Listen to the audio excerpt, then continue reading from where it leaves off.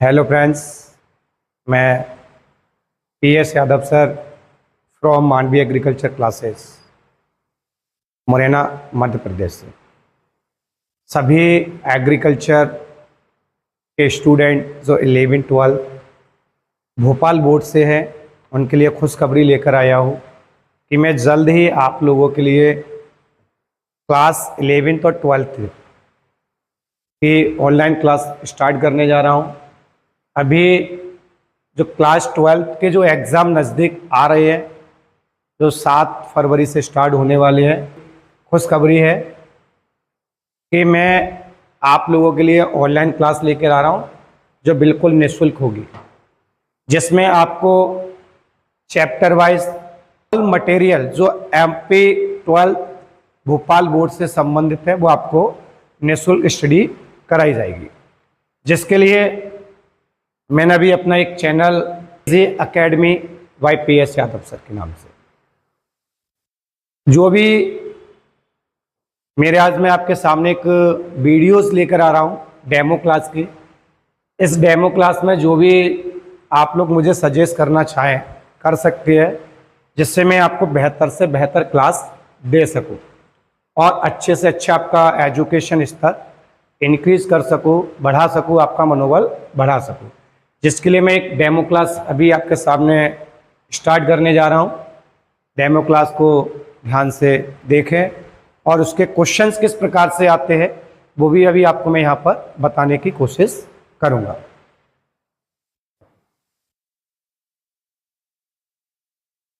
ये मेरा चैनल है यूट्यूब पर एजी अकेडमी PS यादव सर। अगर आप इस चैनल को मानवी या यूट्यूब पर सर्च करते हैं तो आपको आसानी से मिल जाएगा। अब मैं यहाँ पर आपके एक डेमो क्लास में क्लास 12 का MP बोर्ड से पशुपालन आपका जो विषय है, आपके विषय की बात करता हूँ। ये पशुपालन का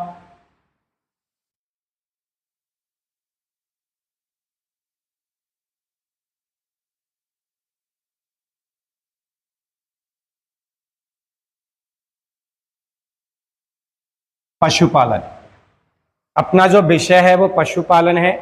और यहाँ पर जिस अध्याय की मैं बात कर रहा हूँ वो अध्याय आपका 20, जिसका चैप्टर का नाम है सामान्य कुक्कुट रोग, मतलब मुर्गियों में फैलने वाले सामान्य रोग।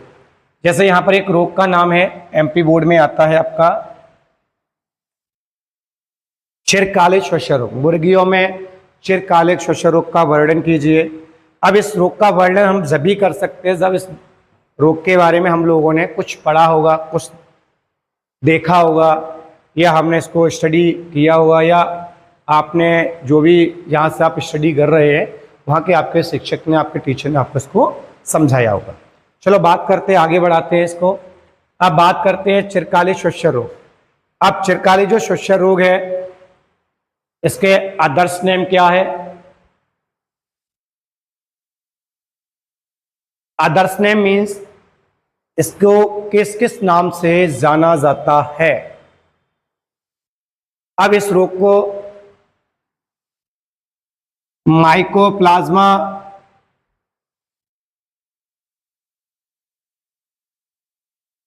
माइकोप्लाज्मोसिस भी कहा जाता है।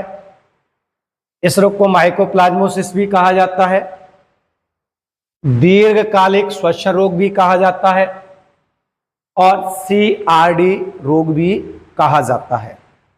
CRD रोग मीन्स इसका जो पूरा नाम है मैंने आपको यहां राइट किया हुआ है, क्रॉनिक रेस्पिरेटरी डिजीज। हिंदी में कहा जाता है चिरकालिक श्वसन रोग। कौन सा? चिरकालिक श्वसन रोग। कई बार भोपाल MP बोर्ड जो अपना मध्य प्रदेश है, वो भोपाल जो बोर्ड पेपर बनाता है आपके लिए, कई बार क्वेश्चन इसको टाइप करता है कि CRD रोग का पूरा नाम लिखिए। तो CRD रोग का पूरा नाम है क्रॉनिक रेस्पिरेटरी डिजीज या चिरकालिक श्वसन रोग। यह कई बार क्वेश्चन पूछा जाता है CRD रोग का संबंध किस रोग से है, तो आपका स्पष्ट लिखा हुआ है चिरकालिक श्वसन रोग से। अब ये बात करते हैं, ये जो रोग है आपका ये किसके द्वारा फैलता है, इसका कॉजेस क्या है। थोड़ा ये रोग मुर्गियों में जीवाणु यानी कि बैक्टीरिया के द्वारा फैलने वाला प्रमुख रोग है। जो ये बैक्टीरिया है, उस बैक्टीरिया का नाम है माइकोप्लाज्मा गैलीसेप्टिकम और साइनोवियम जीवाणु। कौन सा? माइकोप्लाज्मा गैलीसेप्टिकम और साइनोवियम जीवाणु। जब ये दो जीवाणु आक्रमण करते हैं या इसका प्रकोप करते हैं मुर्गियों में, तो इस रोग का जो प्रकोप है सामान्य होता है, ज़्यादा इसका प्रभाव देखने को नहीं मिलता है मुर्गियों में। लेकिन जब ग्राम नेगेटिव ई कोलाई नामक जीवाणु उसके साथ में संक्रमण करता है तो मुर्गियों में मृत्यु दर जैसी यानी कि बढ़ जाती है। क्या बढ़ जाती है? मृत्यु दर। यानी कि मुर्गियों में धीरे धीरे मृत्यु दर बढ़ने लगती है। कब बढ़ती है? जब ग्राम नेगेटिव ई कोलाई साथ में आक्रमण करना स्टार्ट कर देता है। अब बात करते हैं इंक्यूबेशन अवधि या इंक्यूबेशन पीरियड। मीन्स इस रोग का जो लक्षण है मुर्गियों में कितने दिन तक देखने को मिल सकता है। थोड़ा कितना है अपने पास? 11 से 18 दिन तक इसका लक्षण देखने को अपन को मिल जाता है। उसके आगे बात करते हैं रोग के लक्षण। इस रोग की पहचान क्या है?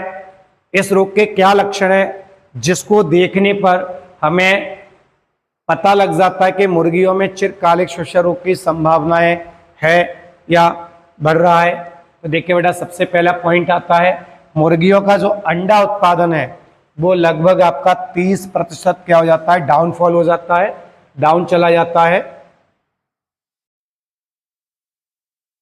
मुर्गियों का जो अंडा उत्पादन है वो 30% तक कम हो जाता है। साथ ही साथ में क्वेश्चन आता है, पॉइंट आता है, मुर्गियां सांस लेने पर गुड़गुड़ की आवाज आती है।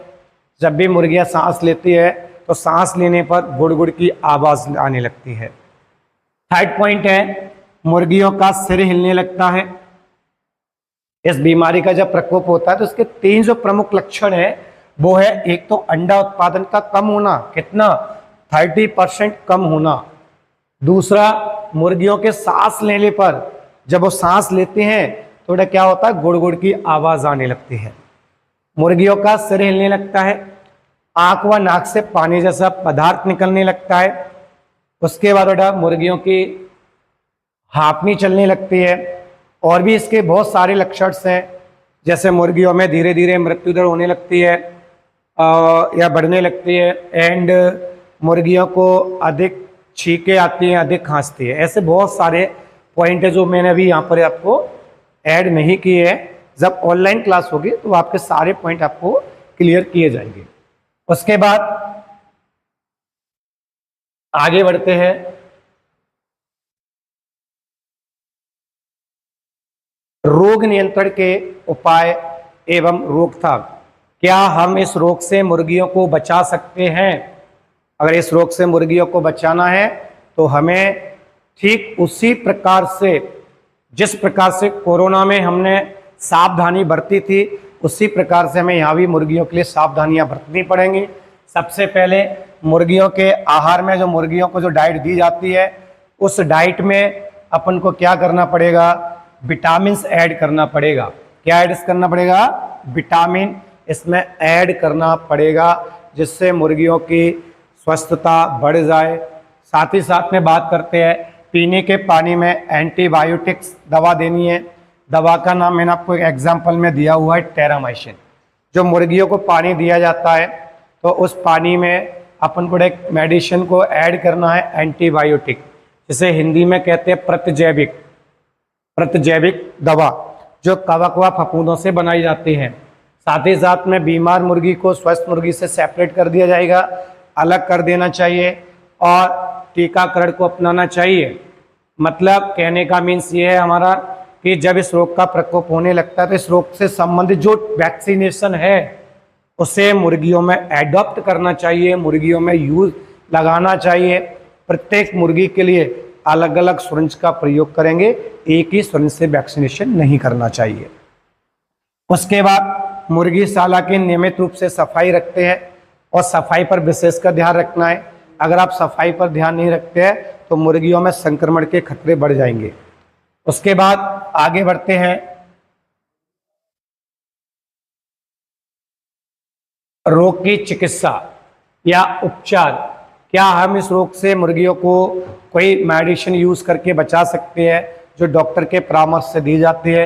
तो देखिए, टेरामाइसिन की जो दवा है बेटा, वो अपना 2 ml दवा लेते हैं और इंट्रामस्कुलर में लगाते हैं। इंट्रामस्कुलर का मतलब होता है मांस वाला भाग, जिस पोर्शन पे मांस होता है उस पोर्शन पर क्या करते हैं, इस इंजेक्शन को लगा दिया जाता है।